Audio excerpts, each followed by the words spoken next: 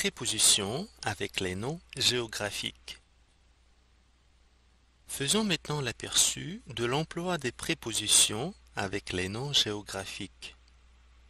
Un sujet qui cause tant de problèmes aux étudiants qui apprennent le français.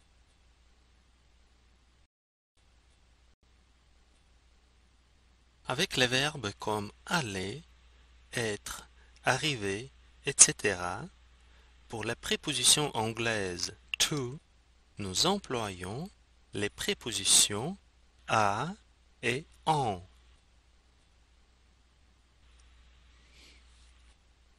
Il est important de bien distinguer l'emploi de à et de en avec les noms géographiques.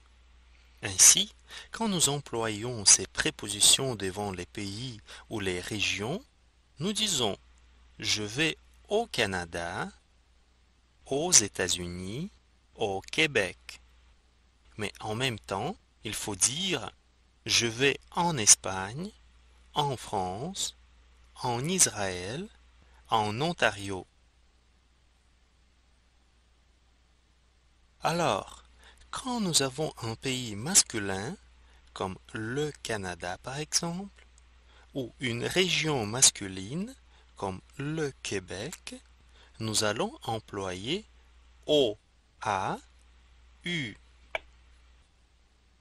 Quand un pays ou une région est au pluriel, comme les États-Unis, nous allons employer O, A, U, X.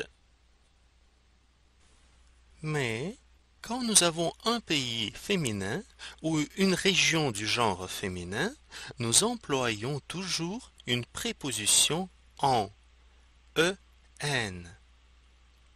En France, en Russie, en Finlande, etc.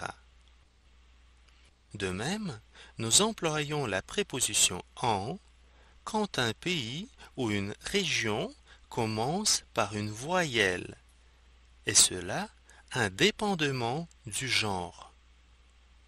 En Ontario, en Israël, en Espagne, en Iran, etc. Pour ce qui est des villes, nous allons toujours utiliser une préposition à Toronto, à Paris, à Londres, etc. Ce n'est pas correct d'utiliser la préposition en avec les villes. Notez qu'avec le verbe partir, nous employons la préposition pour. Je pars pour Paris demain.